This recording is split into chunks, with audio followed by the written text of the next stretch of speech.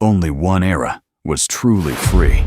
Not the one with the money, not the one with the fame, not the one you think. For 160 years, football has changed everything. The pitches, the money, the pressure, the players, but only one era gave them freedom. Was it the golden age of Pelé, the brutal survival of the 1980s, or something no one remembers? Today, you will live all 8 eras, and you will decide which era was truly free. Close your eyes. Imagine you are a footballer. Not just any footballer. A footballer born into every era that ever existed. Every pitch, every struggle, every glory. From muddy Victorian fields to billion-dollar stadiums. From zero wages to contracts that could buy a nation. This is not a history lesson. This is your life. Lived 8 times over, across 8 completely different worlds. The same passion, the same ball, but everything else completely different. This is your life as a footballer in every era. Somewhere across these 8 eras, only one was truly free. The birth era. You wake up before sunrise. Your hands are rough from yesterday's shift at the factory. Your boots are leather, heavy, soaked from last week's match. You are not a professional. You are a coal miner who loves kicking a ball. Football in 1870 is not beautiful. It is chaos wrapped in leather. There are rules today, but barely. Last week they changed again. No one fully agrees on what offside even means. No referee, no red cards, no offside. Referees do not yet carry authority. Players argue every decision on the pitch, sometimes with their fists. You pull on your heavy wool shirt. It weighs almost nothing dry. By halftime, it will feel like a soaked blanket. The pitch is mud and grass and puddles. There are no changing rooms. You change behind a wooden fence. Your teammates are factory workers, miners, dock workers, strong men who play football because it is the only hour of the week they feel free. The crowd is growing. A few hundred people line the edge of the field. No seats, no stands. They stand in the cold and shout. You receive the ball. You drive forward. A defender lunges. No rules against it. He takes your legs and the ball together. You hit the mud hard. You get up. No whistle. Play continues. This is football in its rawest form. No medals. No money. No fame. Just the roar of working men who found something worth fighting for.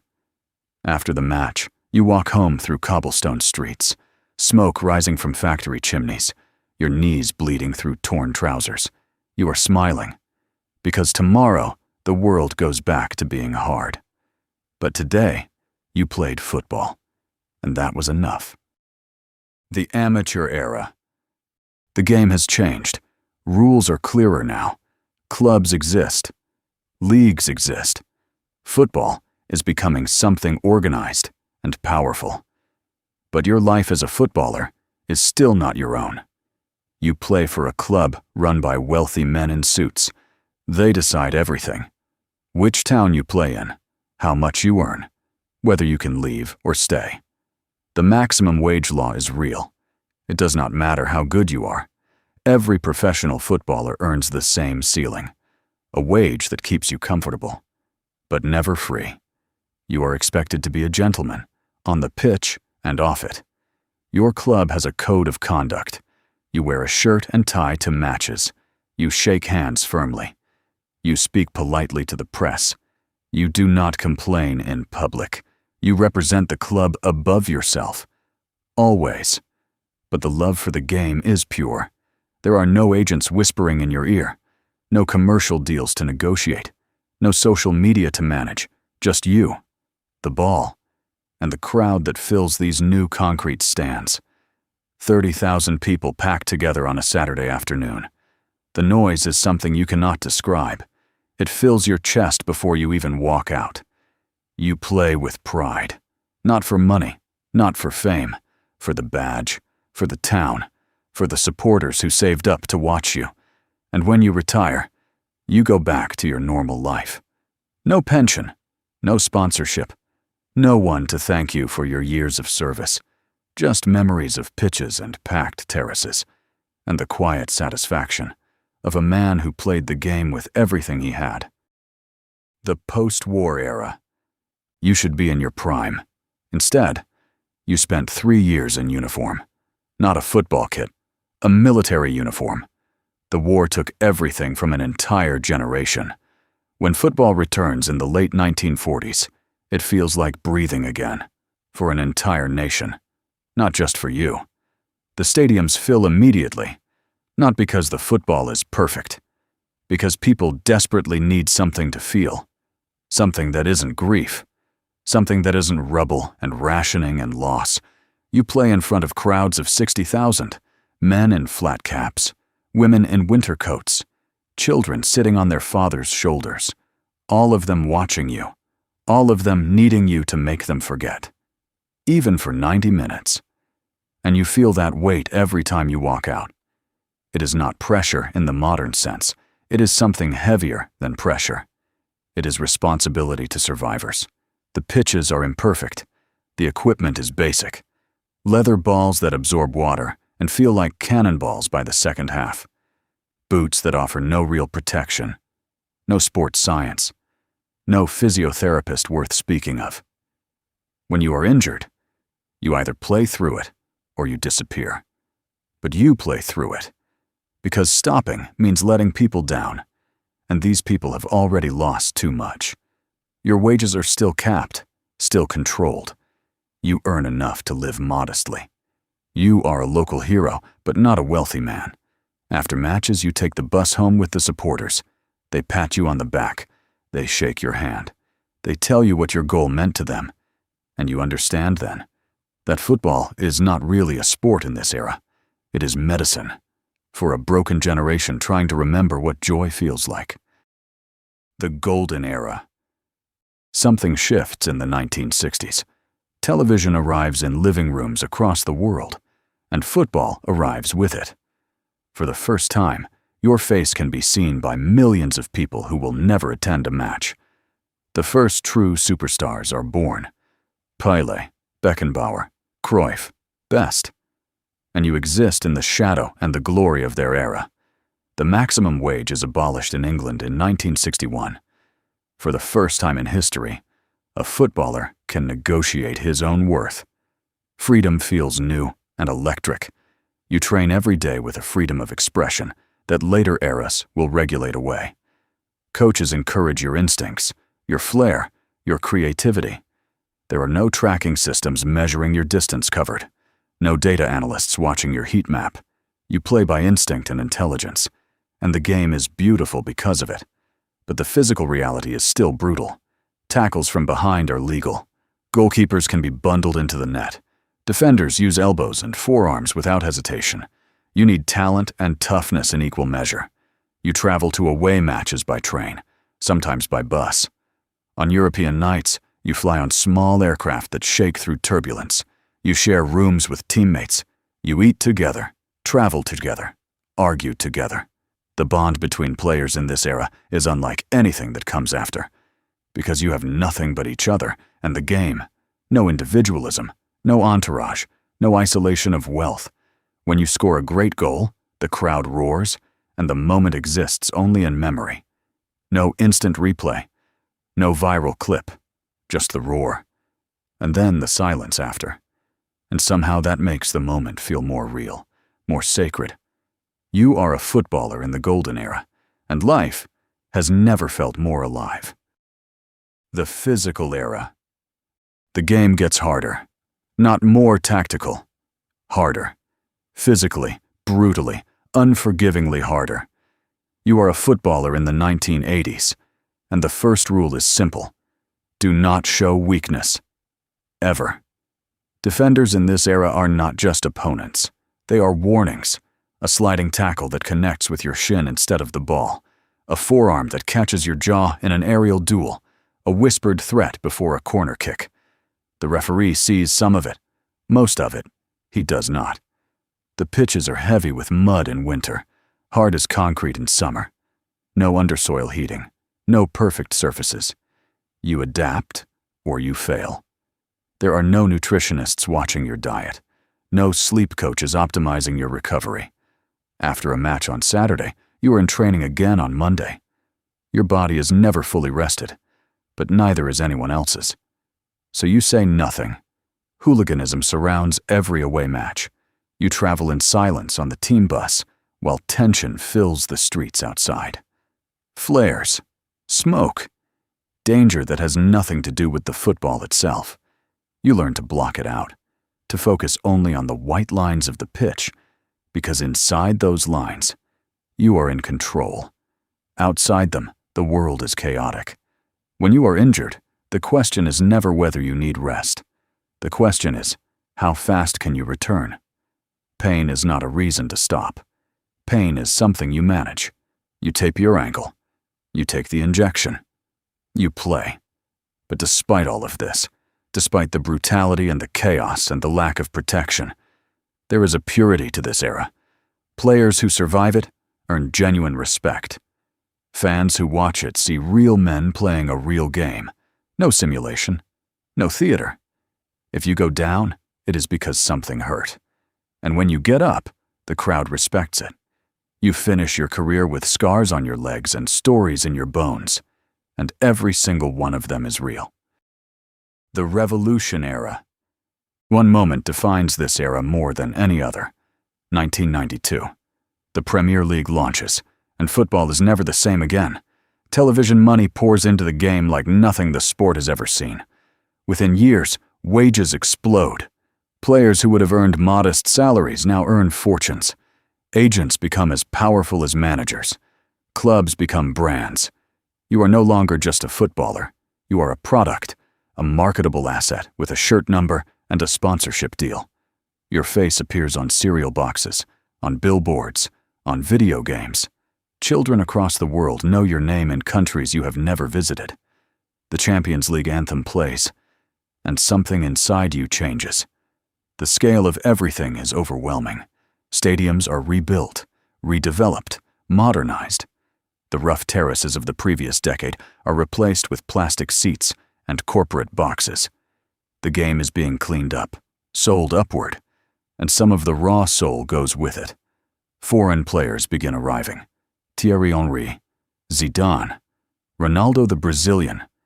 The Premier League becomes a showcase of global talent. Your teammates now come from 5 different continents. The dressing room needs a translator, but the football gets better, more technical, more intelligent. Nutrition becomes real. Arsène Wenger changes English football by introducing diet and science where there were only pies and training runs. You begin eating carefully, recovering scientifically. Your career extends by years because of it. But the pressure extends too. Media coverage is relentless. Newspapers, television, early internet. Every mistake is analyzed, repeated, criticized. You are watched more than any footballer before you, and the money means the expectations are enormous. Transfer fees break records every summer. The game is moving faster than anyone fully understands, and at the center of it all is you, a footballer trying to navigate a world that transformed overnight. You love the game the same way you always did, but the game you love no longer looks the same. The modern era. You are managed by data now. Every sprint, every touch, every kilometer covered, tracked, analyzed, reviewed. GPS vests under your training kit measure your output in real time. The coaching staff know your fatigue levels before you do. You sleep in specific windows to optimize recovery. You eat meals designed by nutritionists to the precise gram. Ice baths, cryotherapy, altitude training. Your body is a machine being maintained at its absolute limit. And the football demands it, because the game in the 2000s is faster, smarter, and more demanding than anything that came before. Pressing systems require every player to work for the full 90 minutes. No hiding, no passengers. Every position requires tactical intelligence at the highest level. And above all of this, 2 names define the entire decade. Messi, Ronaldo. They are not just players. They are the standard by which everything is measured. Every dribble you attempt is compared. Every goal you score is evaluated against theirs. They raise the ceiling of what a human body can achieve in football, and every professional on earth trains harder because of them. Social media begins to follow you seriously. Millions of followers watch your posts. Your performance is discussed globally within minutes of the final whistle. A bad game trends before you reach the locker room. A great goal reaches every time zone before you shower. The scrutiny is constant and relentless, but the football itself is extraordinary. Tactical sophistication that would have been unrecognizable to players of previous eras. High pressing, positional play, false nines and inverted wingers. The game is an art form and a science simultaneously. You must be both athlete and intellectual to survive at the top level, and the rewards reflect that. Stadiums holding 80,000, transfer fees crossing 100 million, partnerships with global brands. You are among the most recognized humans on the planet.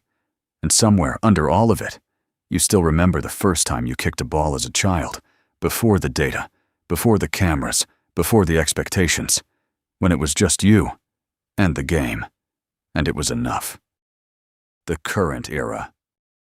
You are the most watched footballer in history, not because you are the greatest who ever lived, but because the technology of your era makes invisibility impossible.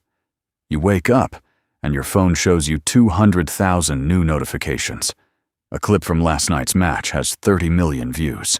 Half of the comments celebrate you. Half of them destroy you. And you have not even had breakfast yet.